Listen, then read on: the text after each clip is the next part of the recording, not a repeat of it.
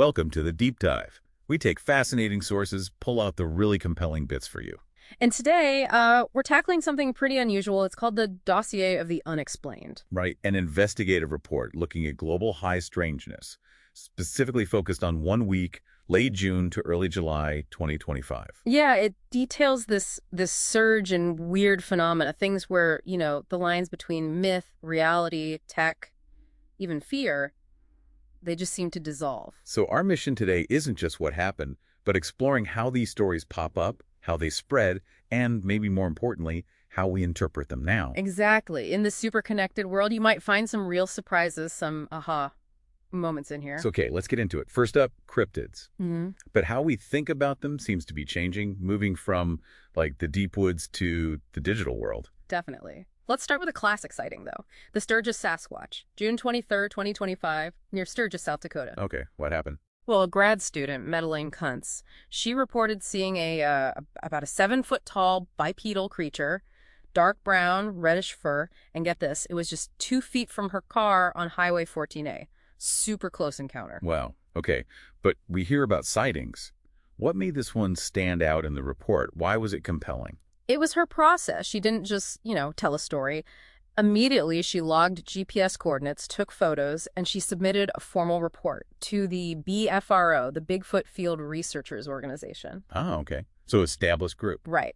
And they investigated, interviewed her, gave it their highest rating, Class A.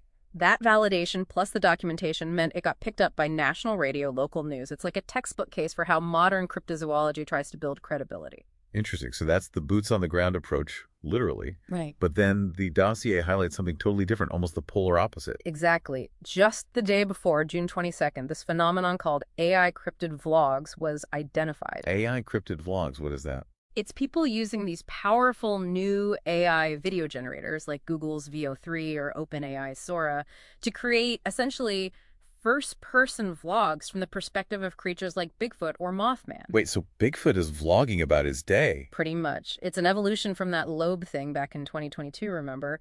The AI-generated image that kept reappearing, dubbed the first cryptid of latent space. Right, latent space. That's the sort of hidden dimension where the AI processes things. Sort of, yeah. It's the abstract representational space. And these AI cryptid vlogs, they point to this big cultural shift. It's moving beyond just searching for cryptids. Towards what? Towards maybe identifying with them. It's like a synthetic mythology. It creates this reality fog, where the lines between evidence, art, folklore, they just get incredibly blurry. We're co-creating the weirdness now.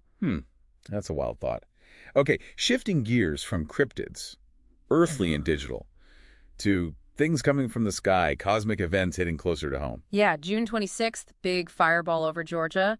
Over 160 eyewitness reports. Pretty standard for a bright meteor, maybe. But there was a twist, right? Something that made it high strangeness for the dossier. A big twist. A piece of it, a fragment of this meteor, actually crashed through the roof of someone's house. No way. Yeah. So suddenly, this distant cosmic event is, well, it's in your living room. That collapses the distance in a really shocking, tangible way. An intrusion from space, literally. That's intense. And then, around the start of July, something else in the sky, something astronomers apparently found remarkable. Extremely rare, they called it. Maybe even historical. 2 separate novae exploding stars became visible to the naked eye at the same time. Okay, so scientifically understood, but still strange. Strange in its impact, maybe. For thousands of years, a new star appearing, that was a huge deal, an omen. Even now, seeing the unchanging sky suddenly change like that, it taps into something deep, That ancient human response to celestial signs, even if we understand the astrophysics, it's that archetypal power. Right, that sense that things aren't as fixed as we think. Which kind of leads us to the next bit. Bizarre realities, like glitches in the everyday. Exactly. This one's small scale, but deeply unsettling. A report from Reddit, Paranormal Encounters.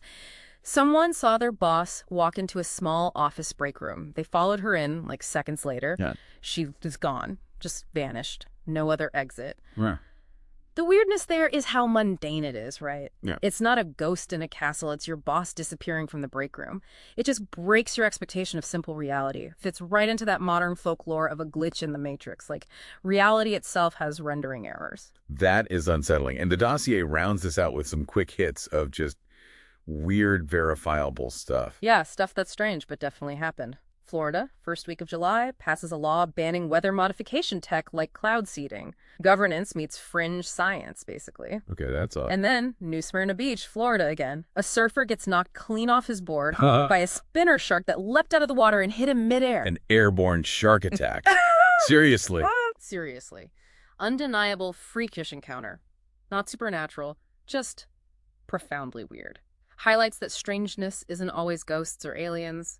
Sometimes reality itself is just bizarre. So pulling all this together from the dossier, what's the takeaway from this week of high strangeness? It shows this really complex landscape, I think. You've got the classic mysteries like Bigfoot still enduring, but now amplified and validated through modern digital means, through communities like the BFRO. But at the same time, New kinds of weirdness are literally being born from our technology, like those AI cryptids. It really muddies the waters of what's real or evidence. our relationship with the unexplained, it's getting complicated. We're still looking in the woods. But we're also finding these digital ghosts in the machine, in the latent space. So here's something to leave you with, something to chew on. What actually happens to how we perceive truth, how we understand reality, when our myths start getting co-authored by machines? And reality itself seems like it might have the occasional glitch, those rendering errors. That's the big question, isn't it?